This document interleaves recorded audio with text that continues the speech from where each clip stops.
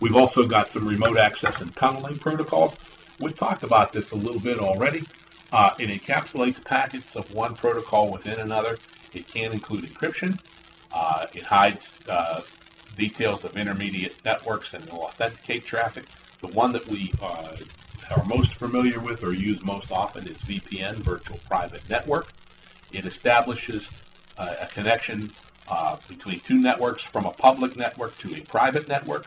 So when I'm sitting at home and I wish to connect to my employer's network, I use the VPN protocol to establish a physical connection between me and my employer's network, and that network or that connection is tunneled and it's encrypted so that from a security standpoint, my network connection from my home to my employer is just as good as if I were sitting at the other end of a piece of wire, right along, right in the same building where my regular network operates.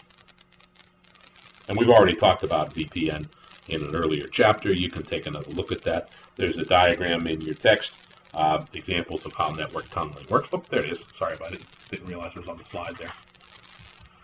Authentication protocols. We've talked about a couple of these already. I know we talked about the Radius protocol. It's over the wire from client to an authentication authorization accounting server. And Radius is still in some use. Radius server can store the credentials itself, or it can use another service, LDAP or Active Directory.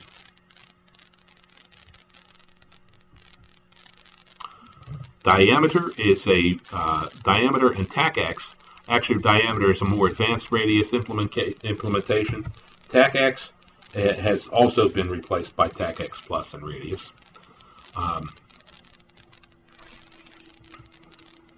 Some of these are older protocols, and they're not being used, so I'm not really even sure why they're in here. Let's talk about threats to our networks. There are a number of things that we have to be thinking about and be aware of. The one is the denial of service or distributed denial of service. It's designed to cause flood or cause malfunction. Remember, when we're talking about the Internet protocol, remember that connection that gets established. There is a handshake, from the two locations. If we're using TCP, we're saying, hello, are you there? And it answers back, yes, I am here. Okay, then here comes the packets, right? And so that handshake has to take place, that call and response, if you will. And denial of service can occur whenever the sender sends repeated messages, sends the repeated "are you there's," before it hears back, "yes, I'm here," and it can flood the network or cause a malfunction. So that's certainly one thing that can happen. Denial of service or distributed denial of service, where you use a number of devices throughout, your network or another network that you might have compromised, are things that can happen. They come across a large volume, and that they can overwhelm your target.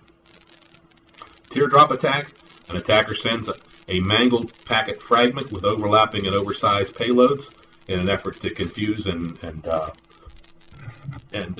confound. To confuse and confound the system. That doesn't happen so much anymore because of the better error handling that we've been using. Sequence number attacks can still happen. It's where attacker tries to hijack or disrupt an existing session by injecting packets that pretend to come from one of the two computers in the session, either the sender or the receiver. If the attacker happens to successfully guess the sequence number, they can get in the way and disrupt things. So that's a possibility. A Smurf attack is a large number of forged ICMP echo requests. The packets are sent to the target network's broadcast address, which causes all of the systems on the network to respond. So the packets are from the from address of the target system, result in a large number of echoes back and forth. Some other threats: the ping of death is another ICMP echo. SYN floods is again, the SYN packets are part of the handshake and the IP protocol. Worms we've talked about already. Worms are an automated self-replicating program which can quickly take over your system. We've talked about spam already. It's unsolicited commercial email, often of a fraudulent nature. It will try to send you malware or do something that try to cheat you out of some money, or sometimes it's just marketing stuff. Phishing attacks try to get you to do something that you weren't looking to do, execute some program or do something that you weren't intending to do. And farming, we've also talked about. It's a DNS attack that redirects access to, supposed to be going from a legitimate site to an actual imposter site. So you have to be aware of those kinds of threats. Some of the vulnerabilities, and it's amazing, folks. It's really simple stuff sometimes. Some of the things that you can do to protect your networks. It consists of some real basic stuff. Unnecessary open ports. If you're not doing FTP on a server, don't have the FTP port open. If you're not doing web or email on that particular server, don't have those ports open. Close or disable those ports so that they're not used. If you have a system that's not been patched, you certainly want to make sure that it is regularly patched. Vulnerabilities are being found all the time, and patches are being made available to fix those vulnerabilities. But if we're not patching our systems, we're leaving ourselves open for poor and outdated configurations. If you're a release or 2 or 3 behind in certain pieces of software, you can be vulnerable to things that can happen. Again, the bad guys are always out there looking for ways to break the systems and ways to get in. And if you're not taking advantage of the new features and the new configs, you're asking for trouble. Default passwords, believe it or not, is one of the dumbest things that happen. When you install new software, it often comes with a default password, and the passwords are really easy to remember, stuff like password or 1234 or things like that. You've got to make sure that you change those. You can even change the account name if you wish, and then that way it adds another level of protection. And exposed cabling, because if someone has physical access to your cable, they can certainly put something on it to intercept the signal or otherwise create havoc for you. And you want to make sure you protect yourself in that way. Some other countermeasures that you can have, you could have access control lists on all your devices. You can say where traffic can come from, where it can go to, again, which ports are available. Those are good things to do. Firewalls, of course, have been around for a while. You've got packet filters that you can look at. You can restrict traffic that way. You can have intrusion detection systems. Intrusion detection systems are programs that are designed to look at network communications and generate alerts if they see anything that's funny. There's two kinds of intrusion detection systems. Either a network-based one that sits on an appliance or a switch or something, or a host-based, which looks at all incoming traffic on the system, and if it finds anything that's funny, it can alert you on those. Intrusion prevention systems not only detect but can block unwanted traffic. IDS is kind of just an alarm system. Intrusion prevention does indeed stop the traffic, both at the host level or at the network level. Data leak prevention is another type of software that you see people use. This is mainly for outbound traffic, making sure that you don't inadvertently send data outside your network that you're not supposed to. If it looks at your traffic, it might look for credit card numbers or social security numbers or things that shouldn't be revealed to folks outside your network.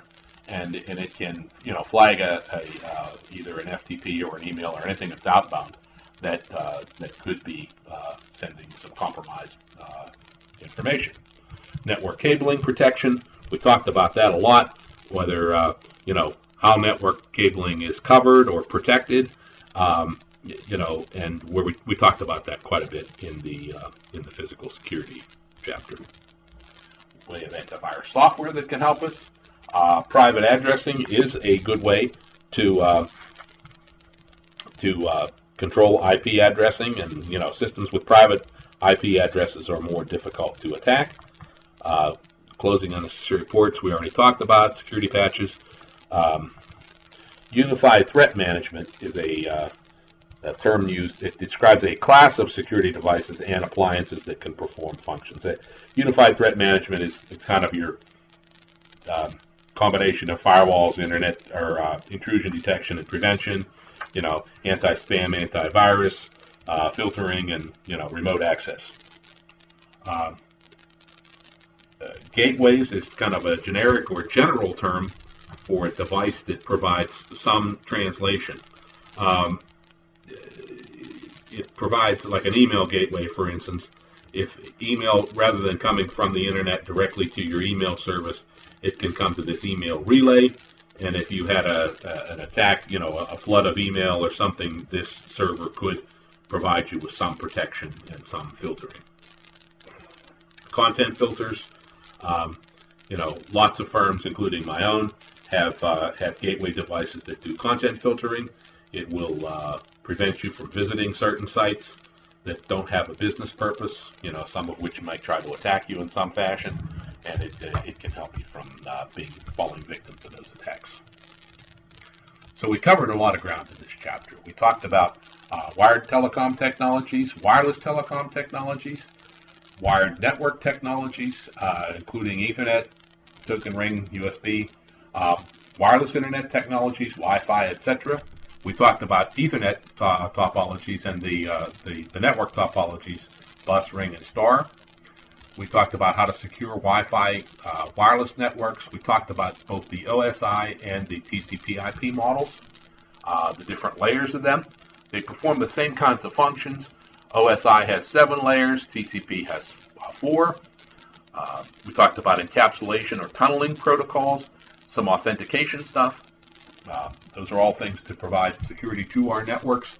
We talked about the TCP/IP link layer, internet protocol, transport protocol layers, as well as the application protocol layers, the 4 different layers of TCP/IP.